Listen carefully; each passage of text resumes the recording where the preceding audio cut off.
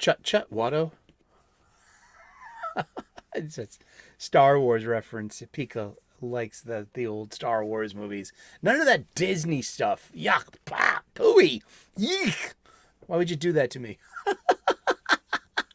Hey there, welcome back. Once again, it is time for the Comics Coffee Table, 3 p.m. U.S. Eastern daily, usually, yeah.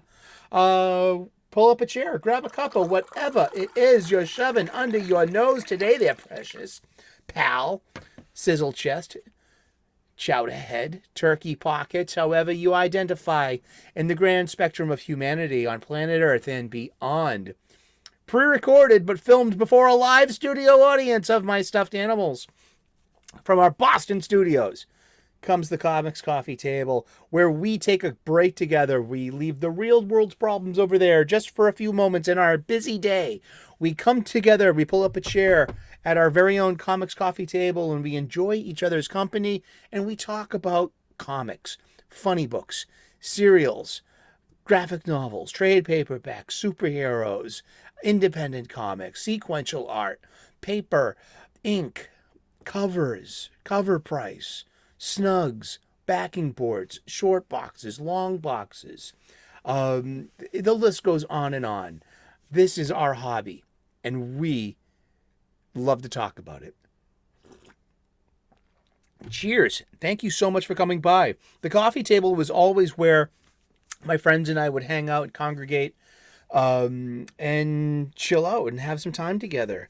There would always be a stack of books on the coffee table. You know, books. This is the real way to enjoy the prequel trilogy, by the way. The novelizations. That's my humble opinion. If you were disappointed with the prequels. And this, I grew up on. The paperbacks, the Del Rey paperbacks of the movies. Before there was a VCR, we had the books. It's true. I am a Star Wars veteran. There would always be a stack of music, a stack of video games, a stack of movies, and a stack of comic books. And it's Wednesday. Happy new release day. I can't make it to the store today. Wow, I'm kicking myself in the bum because there are a few comics out there that I gotta get. Gotta catch them all. Gotta catch them all. Gotta catch them all. Where would I get such an idea? Is somebody whispering in my ear?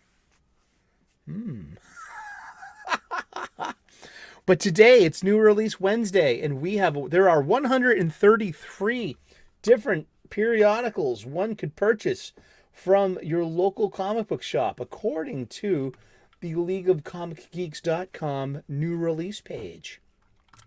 And we're going to go through what we call the menu. See, I'm a chef, professional chef, and I love menus. Old menus, new menus, the way they're formatted, the way they're arranged, how some have the audacity not to even include a price. Well, if you need to ask how much it costs, you can't afford to eat here. You know, shit like that. And there's a pretty decent array of different comic books to purchase today that could be available at your local comic book shop. And I just had surgery. I had surgery yesterday. If I'm even still alive, I won't know.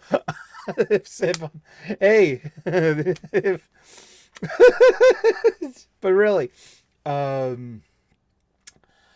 I can't get to the comic book shop today because I'm usually on a new release day. Oh, hey, lights on.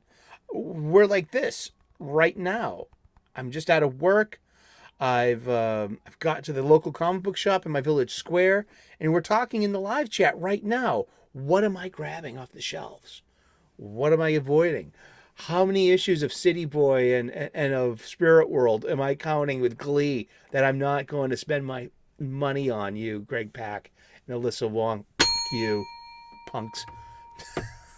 Seriously, that's what you get for blocking people on Twitter for no reason, or your reason of If I block you, that means you have to be a Nazi. Oh, or you're adjacent to them. You fucking cunt. Fucking. Well, it's good to know that all this hate, so maybe it's still in my heart. That gotta do something with it. I gotta transmute that into light somehow. I'm sorry. I mean, geez. Gosh, how am I supposed to want to buy your comic books? Don't you know you're disparaging your press? Don't you sign off on a social media policy? Don't you have a non-disparaging clause in your contract? I know you're a contractor, not an employee. I mean, seriously. Oh God. I mean, exactly. Maybe I should switch to decaf. Not. But it's new release day. There are 133 different periodicals out there, and we're gonna go down this list here, this menu, one could say. And but while you're at your local comic book shop, picking up your new releases, make sure you're getting supplies too while you're at it. I'm getting boxes. I'm switching from long boxes to short boxes. See, I post-op, I shouldn't be lifting anything for a little while. I'm not really. I shot this a day ago or so. But also, pick up some boards. You need them. I needed them. You need some acid-free backing boards. And you probably need snugs too. 100 polypropylene snugs, $6.99. And these all add up. All these costs add up. It's $7.99 for the short box. It's $14.99 for a brick of 100 acid-free boards. It's $6.99 for one bag of 100 polypropylene supercalifragilisticexpialidocious snugs. These all add up. But I am agreeing to pay the retail markup at my local comic book shop, my LCS. Because patronage, man, it keeps the doors open, it keeps the lights on, and it keeps this local business solvent and functioning, like, and the great American dream of being able to have and own and operate your own business. They're bookstores. And I'm very proud to be a patron and a shopper, a guest, a customer at my LCSs. I'm in the Boston area. I'm blessed with an abundance of them. There are a few different stores, including the oldest store in New England, Million Year Picnic in Harvard Square. It's been it's been an indie bookstore since 1974. Damn, they're coming up on their 50th anniversary next year. I hope they make it. The rents in Harvard Square are through the roof. Seriously, there's been this hullabaloo, and a friend of ours, Mark Miller of Scotland, the writer, was talking about the closure of a store in Manhattan, and how the big two need to wake up and have a call to action. But also, it's just one location. They have another store, I believe, on Long Island. And so it's, they're going to consolidate their inventory. They're going to, they're not going out of business. They're just, that location is closing. And the rents in Manhattan must be astronomical, and so it's being ballyhooed as like this death knell of the industry and of the local comic book shop and the direct market. And also it could be just like what I'm suffering here in Cambridge, in Boston, Massachusetts. Right across the river is Cambridge, where Harvard University is, Harvard Square. And the rents there must be through the roof. So much so that one of my comic book shops that have been going there for 30 years, New England Comics in Harvard Square, they closed last year because of the rents. Yeah, they couldn't afford to. Now, there are several other New England Comics around: Quincy, Brighton, Malden. There's one in Brockton, I believe, too. I don't get out there. That's out in the wicked sticks. Yeah, I don't go to but still, there. New England Comics is still open. They didn't close up as a store, just that one location. And it's sad to lose any comic book shop. But I don't see I don't see this as like one of the trumpets of the four horsemen, if I'm making a mixed metaphor. No, but it's sad that to see any comic book shop close. But they have a different location. They're not going belly up, and that's still a good. I mean, and that's a good thing that they hopefully they can keep their customers.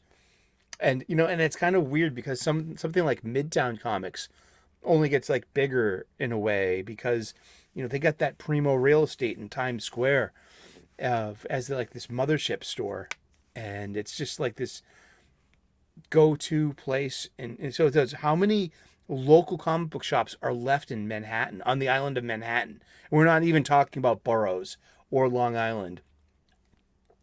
So hey, there are a few New Yorkers out there in my live chat. They could answer that, seriously. But if you don't have an LCS around you, I just want to tell you, you could have a local comic book shop as close as your own mailbox. In the description of this episode, you can find information. Get in touch with Yul Carter of Fantastic Comics of Berkeley, California, a living, breathing proprietor of a comic book shop, a mom and pop brick and mortar shop. Indeed. Someone that's also had to change locations as well. Someone that's made it through lockdown 2020. This person wants to sell you funny books. If you have a pull list, if you have a list of comic books, of back issues, if you need supplies, hit up Yul Carter at Fantastic Comics. This is an unpaid promotion. He's just my friend, and I've bought comics off him before. Hey, Yul, I might need some help this week. Transformers 1, Sacrificers 3. We'll talk about that later. I'll hit him up. I'm going to share with him the rest of my list to see what he's got. I would rather spend my money with my local comic book shops and Yul Carter than go to the internet sites that can sell you back issues and stuff. I want to, help. I want to be part of the solution. I want to give my local comic book shops patronage. And that gives me joy, and that gives me hope in the future, and God bless you all. You are mom and pop brick and mortar shops. You are local businesses in this sea of big box stores and the online supply chain. It's important for us to get back to our local comic book shops, to talk to the staff and have these dynamic comic book shop style conversations. And if we can, talk to other guests, other patrons, other people with their unique voice and their story and their stories about their stories. Isn't it wonderful? I love what we do. I love our hobby. It can bring us together. There's only the illusion of division. There's more that brings us together than what splits us apart as comics fans. It really is. And it takes a bit of humbleness, humility, compassion, wisdom, and maturity not to fall for all the outrage. Thank you. Namaste. Let's talk about comic books. What's on the menu? Fucking Batman, $4.99. Batman, issue number 138, Legacy 903. Written by Chip Zdarsky with art by the impeccable Jorge Jimenez. There are 6 variant covers for this. It's got a $4.99 cover price, but it's a 40-pager. And this is Gotham War Part 4. And I think it's Batman versus Nightwing. And this, it's Ben Abernathy. Yeah. So Ben Abernathy is the editor of the Bat titles. Ben Abernathy is the current executive editor for DC Comics. He's worked as an editor at Madefire, been a group editor at DC Comics, a senior editor at Wildstorm, and held editorial positions at Marvel Comics and Dark Horse. I'm getting this information from the League of Comic Geeks.com/people. I clicked on his link on the Batman page. So he's basically the editor of the Bat Group right now. So do you blame Teeny Howard? Do you blame Chip Zdarsky? Or is the blame on Ben Abernathy for being the shepherd of this IP, of this property, of the Bat family? I don't believe in blame. I believe in contribution. That's like a maturity thing. But it's the Gotham War. It's 9 issues. It's an event. Batman's great at mini events because you can have the Bat family flesh these things out. Like people in the live chat, they've been reading Cataclysm and No Man's Land. We've been hearing about that, and these were like 90s style, and like then there was like war games in the early aughts. That was huge because at the time, this is one of my favorite things about Batman. When a crisis resets the clock, like sometimes certain things fall back into continuity, into canon, into lore. One of my favorite things about Batman is this: depending on who's writing and when, there is no photographic evidence of the Batman. He is an urban myth. He's something that criminals tell each other to scare each other with. He's a children's bedtime story in Gotham. There is no Batman. Or is there? That's the whole cool part about that. So something like War Games came along after the... Oh, gosh. Let's look it up real quick. That's why we have the internet. Batman War Games. Batman War Games. I think it came along... book by Bill Willingham and Devin Grayson. What happened to her? Geez, sometimes you get these people that are just write a lot of something of your core title and stuff, and then they just disappear. I mean, Devin Grayson was a name for a while. I'm going to read this from the wiki. War Games is a 2004-2005 major storyline comic book story arc published by DC Comics that ran in its Batman family of titles: Detective Comics, Legends of the Dark Knight, Nightwing, Batman and Gotham Knights, Robin, Batgirl, Catwoman, Batman, and Gotham Central. That's 9 publications. And that the storyline was published from October 2004 until January of 2005, and it was preceded by a prologue that appeared in Batman, the 12-cent adventure. And then came like right after this, or around that time, was Infinite Crisis. It was right after this. But the thing was that there was, in this iteration of Batman, there was no photographic evidence of Batman. And so when Batman steps out of the high school holding the body of a teenage girl who got caught in the crossfire of the mob war, it's like this. That was that iteration's first photographic evidence. He was like shot on camera. He was on video news crews. That's the Batman? He's real? Yeah, I love... So yeah, I mean, that comes and goes. And I love when that's active. When it's like, Batman, he's a myth. There's no such thing as Batman. Are you a kid? I love that part. There's X-Men number 29 for $3.99, written by Jerry Duggan, 28 pages. It's art by Phil Noto in this. I'm in. Duggan and Noto are a team. They've been a battery team for about 2 decades now. I saw them back in 2015. They were table mates at Boston Comic Con, back when there was a Boston Comic Con. But I got them to sign issue. They did a jam on an Image comic called The Infinite Horizon. It was a 6-issue modernization of Homer's The Odyssey, about Odysseus coming home from the Trojan War. I love... Hello? Iliad, anyone? I love the Iliad. I love the Odyssey. And I loved that story, too, The Infinite Horizon. And it was really nice. I got a picture with Duggan. I got to make acquaintance with him because we have a mutual, in real life, friend. His old college roommate is actually a dear friend of mine. And And this past year at Fan Expo Boston, Jerry Duggan was there, and I got to shoot the shit with him. I was like, "Hey, tell me about Nimrod. Why is he? Why does he talk the way he does?" And he's like, "Well, Nimrod is actually a younger AI, so he's and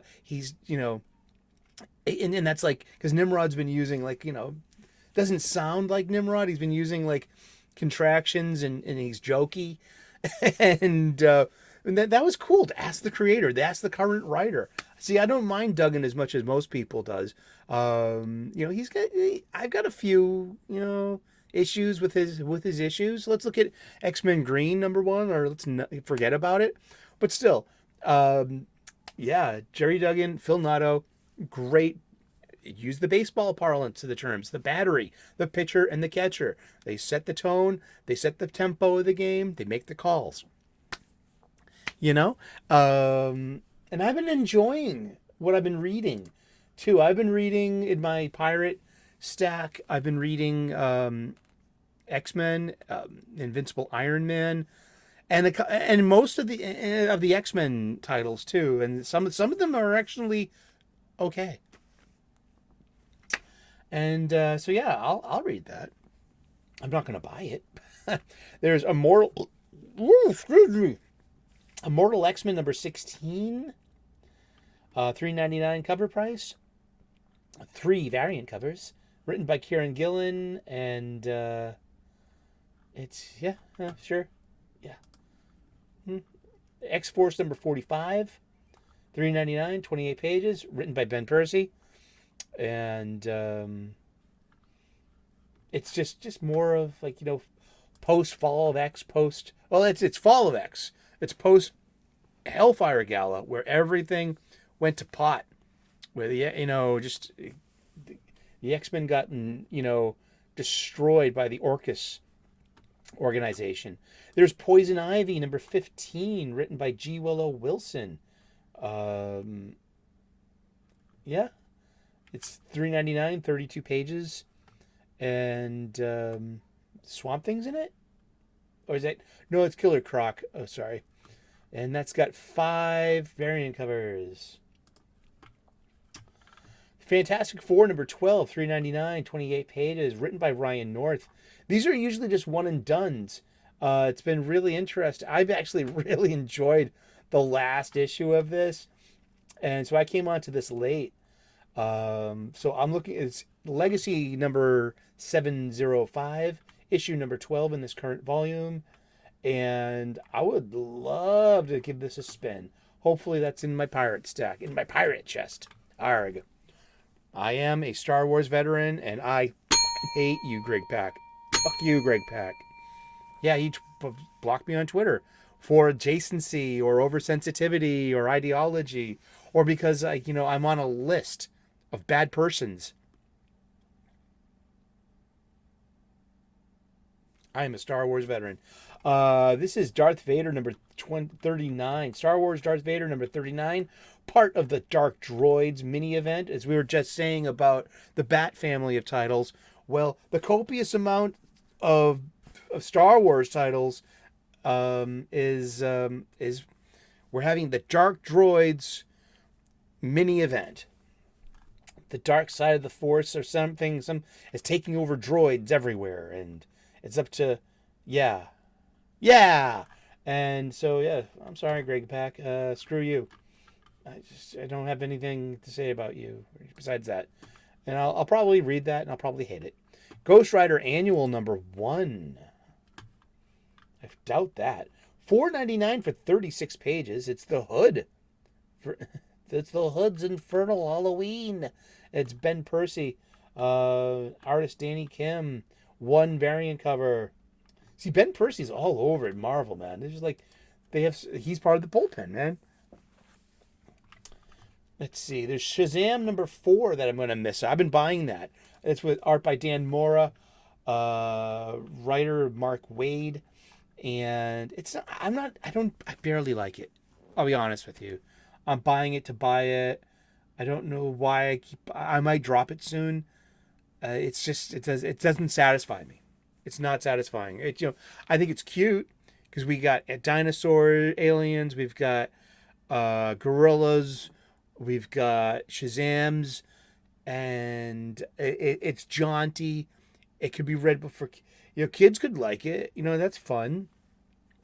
Maybe I'll take, I'll bundle all the six of this together and give it to a kid, and one of the kids in my life, one of my nephews or nieces. I'm an only child. I don't have any nephews or nieces. These are my friends' kids, but maybe they might like it, and but yeah, I'm not too. Yeah, it's not too. It's funny, huh? I'll buy it, but I'm not sold on it. But that's being a comics fan, though. I mean, you stick with the titles you're going with, and that's that. Here is the much ballyhooed GODS #1 from Marvel Comics, written by Jonathan Hickman. 64 pages, $9.99. This has been like very ballyhooed about why doesn't Marvel listen to the direct market. It has the lowest ordering. People are very leery about spending $9.99 on a 64-page comic book, and then just the poor direct market that gets like, how many should I order? How many do you think I'm actually going to sell? I mean, nobody's pre-ordering this. Who wants this? Like, why isn't Marvel listening to its customers? I'm a chef. I'm a professional chef. I listen to my customers. If they had something to say about the menu or about the cuisine or about the delivery of them, even to like, to go plates in the packaging, I have to listen and I have to respond and I have to make an action plan to accommodate that. Like, oh, you're right. I mean, there's no way to put the lid on this, and you have to carry this back to your office, and it's difficult for you. I gotta listen to my guests. This smugness of the higher ups. I mean, where do you get off not listening to the direct market? We already know you don't care about the guests, the customers, as much as you say you do, but I mean, just it's arrogance, hubris. Is that what's going to make the downfall of the direct market? Doctor Strange #8 for $3.99. I've been reading a couple of issues of this. It's interesting. Now here's one that I'm going to miss out on this week. It's Transformers #1 by Daniel Warren Johnson. 40 pages, $4.99. Oh, this has wowzers! How many variant covers? 3, 6, 9, 12, 15, 18. 21, 24, 26 variant covers. I'll take one. I'll take anything with Starscream on it. I'm missing out on this one. I hope I don't miss out on this. It's written, and the writer-artist is Daniel Warren Johnson. Really good. I think he's only on it for the first 6 issues, though. But I'm in for this, and I don't want to miss out on this. So, Yule, can you put aside a copy for me, please, buddy? Thanks. Birds of Prey #2 for $3.99. I didn't mind issue 1 as much as everyone else did. Written by Kelly Thompson. I'll check into this and see where it goes. I'm not going to buy it, but $3.99 for 32 pages. So you're probably getting what?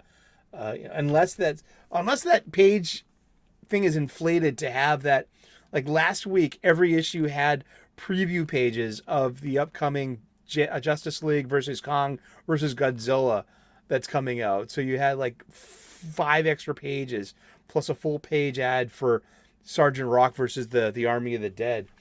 So that could be inflating the page count there.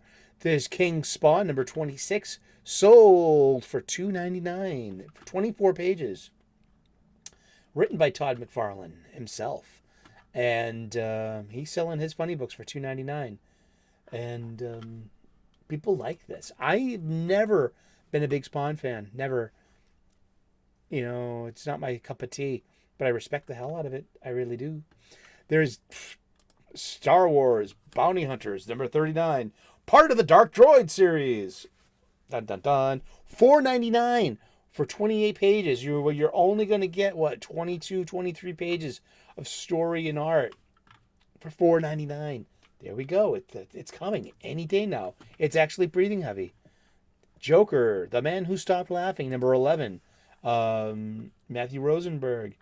And there's no Francisco Francavilla art in this one. Oh, like, it's a lot of purple on this cover too. But purple's one of his colors. Purple, is purple and green are, synonymous with the Joker. And yeah, I'm not reading that one. There's Red Goblin number 9, which I've had in my eye on because it's part of my digital pirate chest.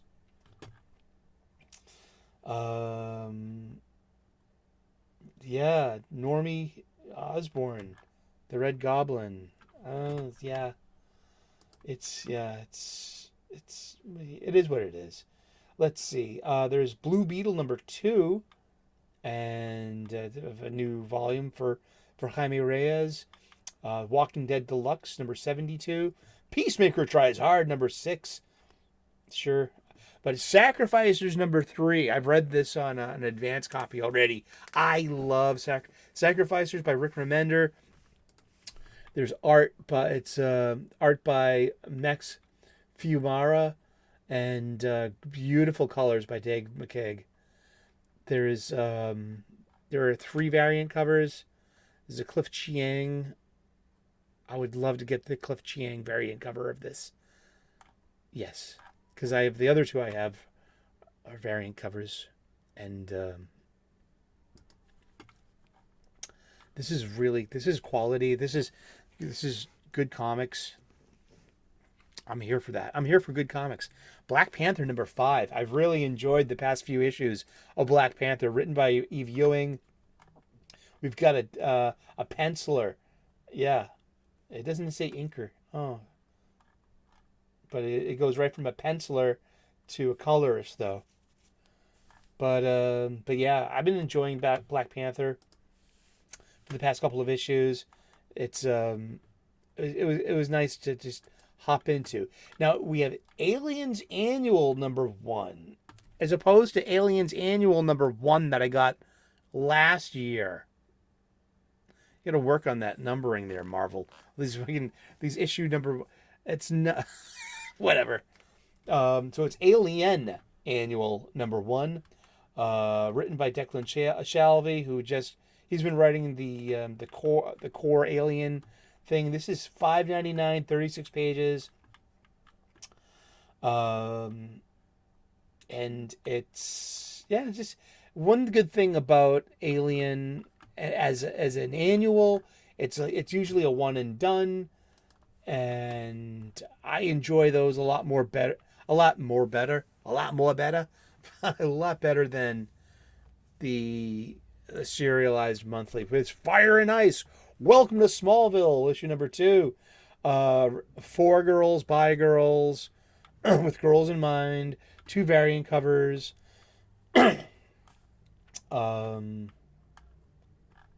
Yeah, it's not made for me. I'm fine with that. And it's just not made for me. So I'm not gonna bash it for not being made for me. There's Batman: The Adventure Continues, Season 3, number 8, which is really good because it continues the Batman the Animated Series in print form and in new stories. And they've been writing these for decades now. Paul Dini, Alan Burnett, with art by Ty Templeton. And it's it's a breath of fresh air. It's a constant voice. It's over the last 3 seasons, the minds behind the version of Gotham that defined a generation have brought you a continuation of their masterwork, and this is the final issue. And now that continuation comes to an end. Ra's al Ghul's mysterious plot has been now fully revealed, but will Batman be able to stop it in time, or has the Dark Knight's luck finally run out? Find out in this series finale, over 30 years in the making. The Batman the Animated Series celebrated its 30th birthday this past year. Actually, 31st. I think it was 92. And I'll read that. That's $3.99, 32 pages, 3 variant covers. One of the variant covers looks like the title card of an episode. That's the Hayden Sherman 1 in 25 cardstock variant. That would be cool. That's really cool. I like it when comics are fun, when comics are cool. You can sign me up for that too. Star Wars. I'm a Star Wars veteran. The High Republic. Shadows of Starlight #1. It's $5.99 for 36 pages. So you're probably only getting 28 pages of story and art. It's the Golden Age of the Jedi. It's written by Charles Soule. It's 3 variant covers. It's about the little has been revealed about the year following the fall of the Starlight Beacon. And I don't read. Yeah, it's just more Disney Star Wars stuff. The High Republic was I've been using the word ballyhooed a lot. What does it mean? Ballyhoo, extravagant publicity or fuss. All the ballyhoo, the film was a flop. Not to be confused with the band. Yeah. So, High Republic is kind of like anything Disney Star Wars. It struggles. It's made for too many chefs. You have decided this as a committee. I am not a committee. I mean, it's lost. It's Star Wars is. It ain't what it used to be, but it's not made for me. I know younger Star Wars fans, and they love it because it's new and it's made for them and with them in mind. The torch has been passed. The lightsaber hilt has been passed. Yeah, I'm fine with that. I don't have to read it. I'm not. I'll read it if it's in my pirate chest. I'll put that much. Strange Academy, Amazing Spider-Man #1. Solve for X Part 3 of 3. Cool. Yay.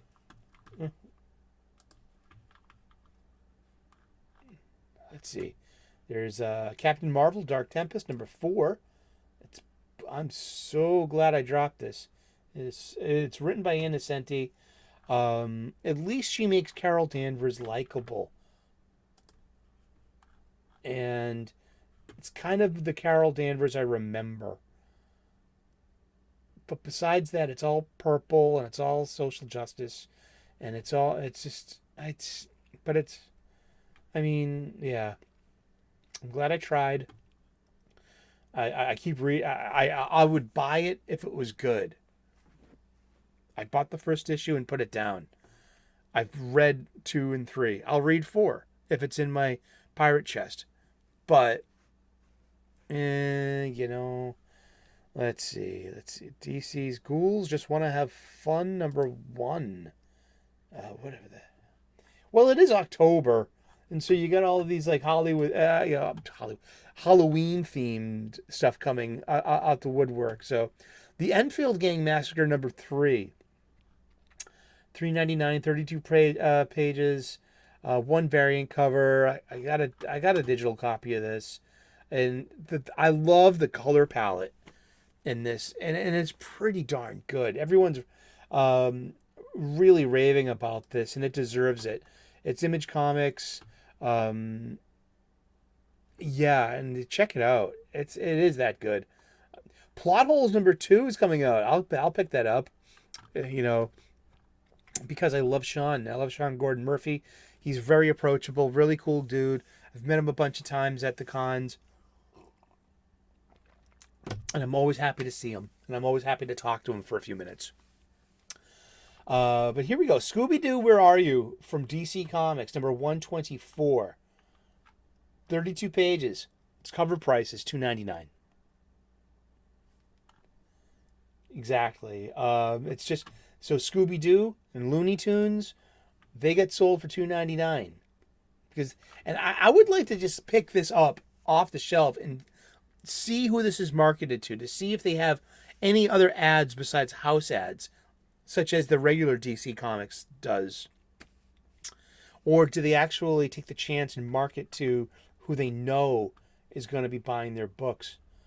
Here we have IDW has a couple of Star Trek books out. No thanks. Nothing to do with their editor. Maybe just a little bit.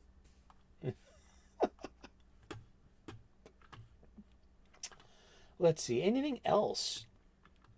Let's see. You get Buffy the Last Vampire Slayer on Boom. Issue 3. I'm a huge Buffy the Vampire Slayer fan. This is a new continuity. I hear it's okay. But I'm not going to bite. I've got plenty of Buffy in my long boxes. And, yeah. The Cygnus #2. Okay, this is the second time I've seen this solicited. It wasn't on the shelf last time it was. So here we go. The Cygnus #2 being solicited again. Supposedly being released today. And it's on Uncivilized Books. It's $6. And it was just all straight up pencil art. Black and white. Pencil art and inks. And it's like, some people don't like that. I like it enough. The story's confounding. It's a horror story. It might make sense by the end, which is the next issue. I'm pretty sure it's just 3 issues long. But I appreciate the art and its fine details, and that it's, that it's not drawn on a digital tablet. It's all right, man. And I'm here for that. Yeah. We have Justice Society of America Gold #1 for $4.99, collecting issues 1, 2, and 3 of the first issues of Justice Society of America. So I could have just got this one issue and saved myself a couple of bucks. Oh, come on. Yeah.